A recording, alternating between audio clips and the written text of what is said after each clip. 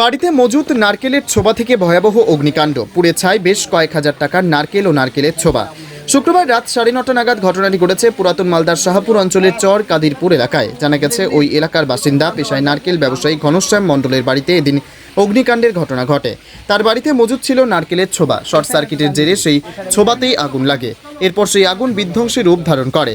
আগুনে বাড়ির জিনিসপত্রের কোনো ক্ষতি না হলেও বেশ কয়েক হাজার টাকার নারকেল ও নারকেলের ছোবা পুড়ে ছারখার হয়ে যায়। পরে দমকলের একটি ইঞ্জিন গিয়ে আগুন নিয়ন্ত্রণে আনে বলে জানা গেছে।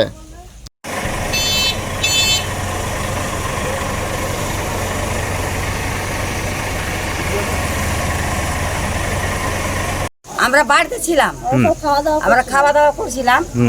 তারপর খেতে বসে তখন চিৎকার করছে, বাজার থেকে এলো না কোথায় দেখিনি, আগুন লেগেছে। তখন আমি তাড়াতাড়ি করে বেরোলাম, দেখছি কটার দিকে উনি চিৎকার করছিলেন? মোটামুটি 9:45। আর আগুন কটার দিকে লেগেছে কি মনে করছেন? 9:30টার দিকে লেগেছে। আচ্ছা, 9:30টার দিকে আগুন লেগেছে। তার আগে লেগেছে, হয়তো জানতে পাইনি, কিন্তু আমরা সেই সময় জানতে পেলাম। চিৎকার তখন বেরান দিতে গোটা ঘর একদম লাল হয়েছে আগুনে। তারপর আমরা সব জল টল পাঠাতে দিতে লাগলাম। নিয়ন্ত্রণ এসছে আগুন? হ্যাঁ, কার বাড়িতে? ওনার বাড়িতে ছিল ওনার ফ্যামিলি, ওর বৌমা, ওর শাশুড়ি, ওর মা, ওর ছেলে, 2টা বাচ্চা। কিসে আগুন লেগেছিল? নারকেলের ছোবাতে। তো বলছি যে কিভাবে লেগেছে, কিছু অনুমান করতে পেরেছেন? কিভাবে লেগেছে সেটা আমরা বলতে পারবো না। আমরা তো আমি হঠাৎ করে বাজার থেকে এসে দেখি যে বাড়িতে লাইন নাই। লাইনে বাড়িতে ছাদে উঠতে যেয়ে দেখি যে ধরম ধরম করে আওয়াজ উঠছে, সব বাস্ট হচ্ছে। পুরো যেয়ে দেখি যে আগুন ধরে গেছে আমার গোটাই ছোবাতে। লাইনের শর্ট সার্কিট হয়ে গেছে জিনিসটা। কিভাবে কি হয়? লাইনের মাধ্যমে এটা শর্ট সার্কিট হয়ে। বাড়িতে কি ছিল? বাড়িতে ছোবা ছিল আমার। কিসের ছোবা?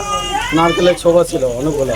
কি করেন আপনার ছোবা দিয়ে? আমি ওই নারকেলের ব্যবসা করি আর ছোবা বিক্রি করি রথবাড়ি মার্কেটে। আচ্ছা, তো হঠাৎ করে আগুন লেগে গেল? হঠাৎ করে আগুনটা লেগে গেল।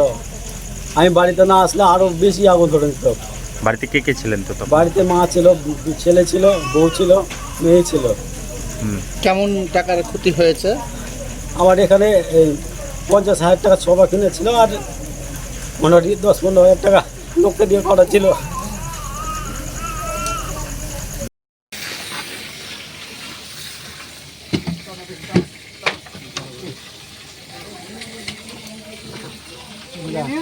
নিচে যখন আগুন হবে না, ছড়িয়ে দেবো, আমি ভিজিয়ে দেবো, তারপরে আমরা কোদাল দিয়ে বাইরে ফেলে দেবো।